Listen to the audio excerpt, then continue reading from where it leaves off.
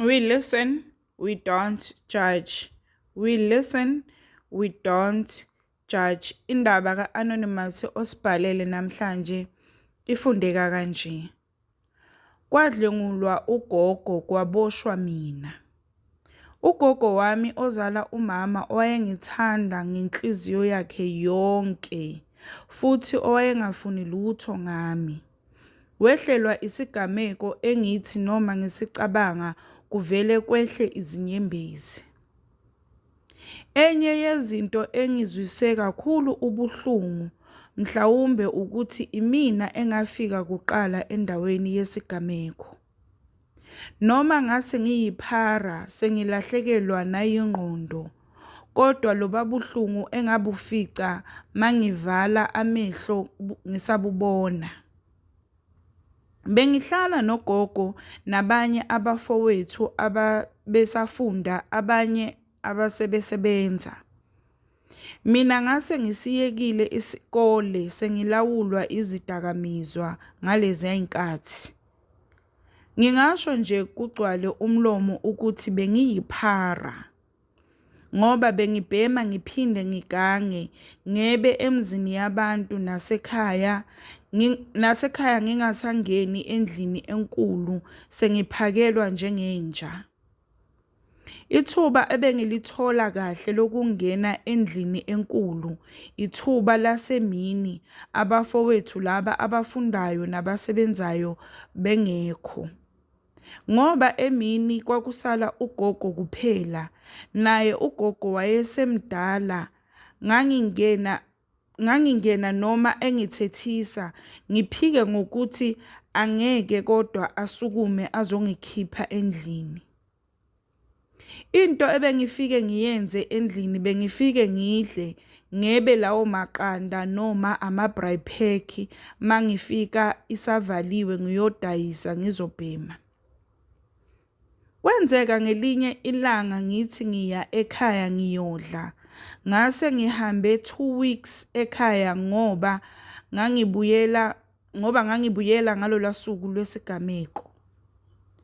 Ngangihambe ngebile ekhaya, kwazi sevele makukhona engikwebile ngangike nginyamalale amaviki.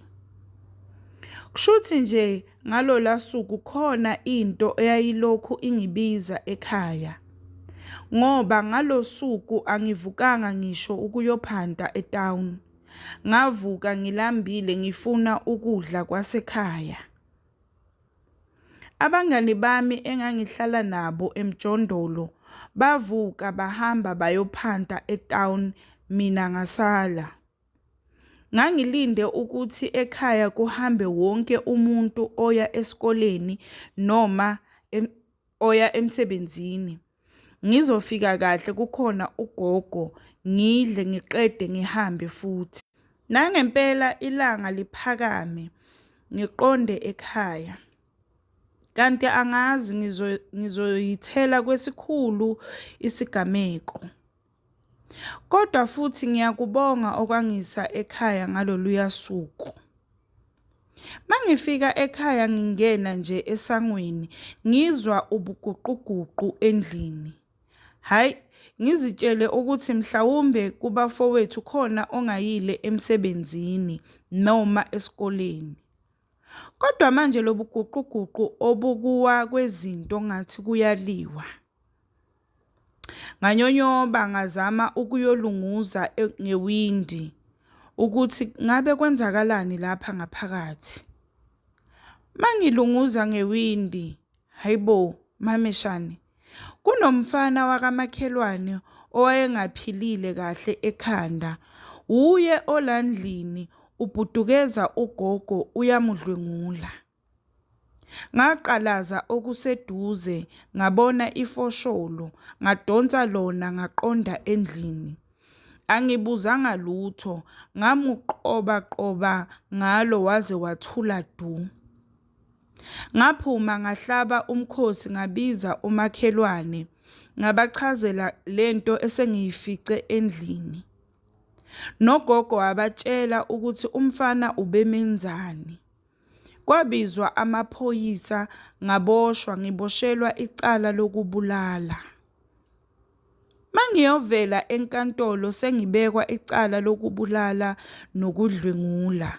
Sekuthiwa ugogo udlwengulwe imina.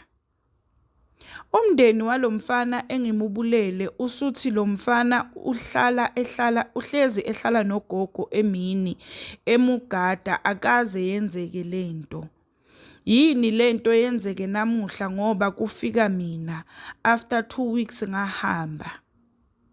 Kwathiwa imina obedlwengula ugogo, lo mfana ngimubulalele ukuthi ungibambile.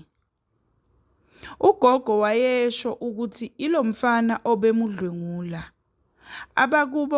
Kodwa abakubo lo mfana bathi ugogo usemdala, ezinye izinto akasaziboni futhi akazikhumbuli.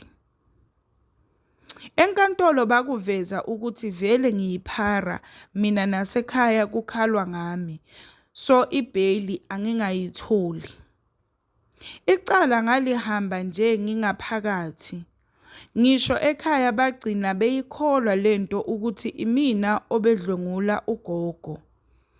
Ngoba kunomfana wangasekhaya owangifica ejele, wangitshela ukuthi umphakathi udinwe kabi ngami, kuthiwa ngadlwengula ugogo wami, ngabulala nomuntu obezama ukulwela ugogo, ngiyisilwane kabi mina. Lo mndeni walomfana engamubulala umndeni wabantu abasontayo futhi abanemali. Uyazi-ke nawe endaweni makukhuluma izigwili wonke umuntu uyakholwa. Mangizwa manje ngabafowethu abasebengilahlile nabo. Bathi umama womfana engamulimaza kuthiwa wayengapheli ekhaya kugogo emuhambisela ukudla.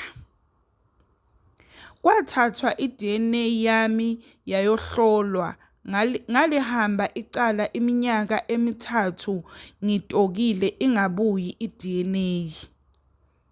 Ngoba nogogo waze washona ngihamba icala. Abafowethu bayasho ukuthi wayelokhu ekhala njalo ugogo, asho ukuthi angenzanga lutho mina. Kodwa umuntu owamudlwengula ilo mfana. Yagcina ibuya i-DNA yathi negative, akumina owadlwengula ugogo. Langihoxela-ke icala lokudlwengula. Ngagwetshwa 20 years for icala lokubulala. Ngiyazisola ngengakwenza, kodwa ngihlezi ngizitshela ukuthi mhlambe kwakuyintando kaNkulunkulu le, ukuthi angilethe kule ndawo kuze kuzoshintsha impilo yami. Bese kuphele iminyaka ngiyisigcila sezidakamizwa. Ngafika ngaphakathi ngakhetha indlela kaNkulunkulu.